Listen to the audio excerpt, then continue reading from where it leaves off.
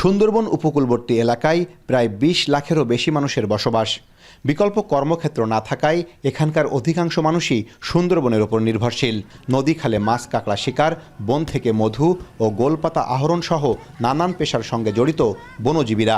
সম্প্রতি সুন্দরবনে আবারও বনদস্যুদের তৎপরতা বেড়েছে। অপহরণ করে আদায় করা হচ্ছে মুক্তিপণ। এতে আতঙ্ক নিয়ে বনে প্রবেশ করতে হচ্ছে বনজীবীদের। সুন্দরবনের পাশেই বসবাস জেলে পরিবারগুলোর। তাদেরই একজন সুন্দরবন তীরের দাতিনাখালী গ্রামের জেলেপল্লীর বাসিন্দা সায়রা খাতুন। তার জীবনের বেশিরভাগ সময়ই কেটেছে নদীর দিকে পথ চেয়ে।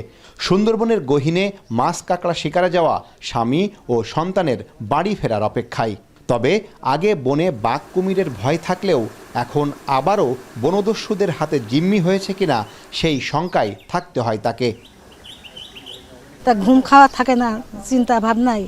আর ওইভাবে জলদস্যুর দিকে একই সন্ধ্যে একটা মানুষ তুলে নিয়েছে, ওখানে শুনে যে একটা লোক তুলে নিয়েছে, সেখানে নিজেরাই চিন্তা ভাবনা করি জানলা যেন শত্রুর মুখে যেন না কারোর না পায় না হয়, বাচ্চা কাছা না করলে আসবে, এই চিন্তাই করি। পাশের কালিঞ্চি গ্রামের বনজীবী সুজন মুন্ডা গত মাসে নৌকা সাজিয়ে সুন্দরবনে মাছ ধরতে গিয়ে বনদস্যুদের কবলে পড়েন তিনি। পরে মুক্তিপণ দিয়ে বাড়ি ফিরলেও ভয়ে আর যাওয়া হয়নি সুন্দরবনে। কাজ হারিয়ে অভাব অনটনে দিন কাটছে তার।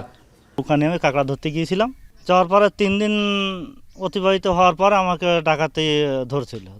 ধরার পরে আমরা 3 জন ছিলাম। 3 জন থেকে বললো যে একজনকে আমাদের সঙ্গে থাকতে হবে, টাকা না দেওয়া পর্যন্ত আমাদের কাছে নৌকা বাইতে হবে আর কি। স্থানীয়রা বলছেন, গত 4 মাসে সুন্দরবনের নদীখাল থেকে মুক্তিপণের দাবিতে সুজন মুন্ডার মতো অন্তত 30 জন বনজীবীকে অপহরণ করে দস্যুরা। আগের মতো বেশ কয়েকটি বনদস্যুর দল সক্রিয় হয়েছে। অপহরণের পর মুক্তিপণ আদায় করা হচ্ছে, দিতে না পারলে চালানো হচ্ছে নির্যাতন। ভয়ে থানায় অভিযোগও দায়ের করছে না ভুক্তভোগীরা। গত 5 আগস্টের পর কারাগার থেকে পালিয়ে যাওয়া অনেকেই এসব অপরাধে জড়িয়েছেন বলেও অভিযোগ স্থানীয়দের। 5 আগস্টের পরে আমাদের এই নায়াগোনা ভয়, জলদস্যুর ভয় থেকে এখন তারা জঙ্গলে যেতে পারছে, হাতে গোনা 2-1 যাচ্ছে।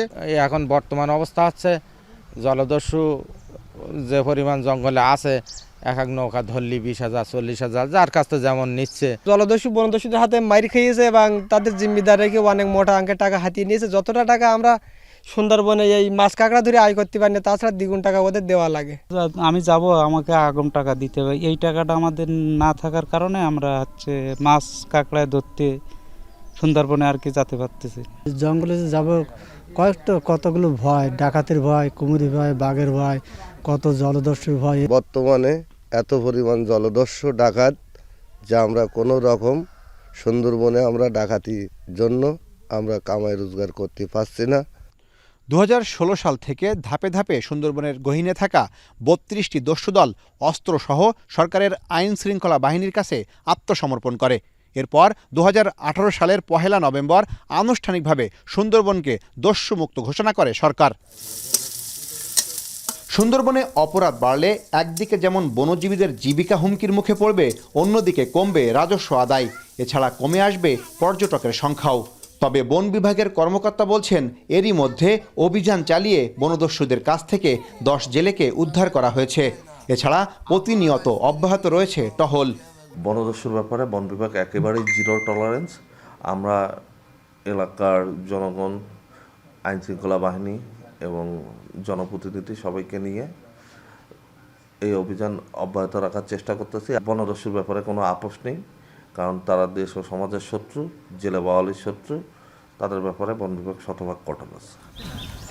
নিয়মিত টহলের পাশাপাশি দস্যুদের বিরুদ্ধে অভিযান ও গোয়েন্দা নজরদারি অব্যাহত রয়েছে বলে জানিয়েছে coast guard.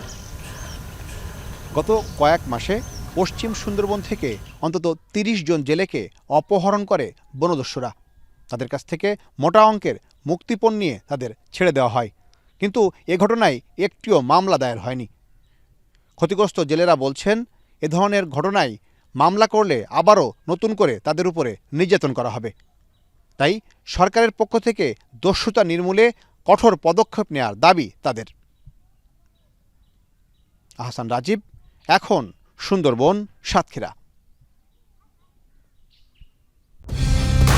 Colour expert, George sap এবং মাইল্ড অন হ্যান্ডস টেকনোলজি সমৃদ্ধ অরিক্স ক্রিস্টাল ওয়াশ আপনার লন্ড্রি এক্সপার্ট।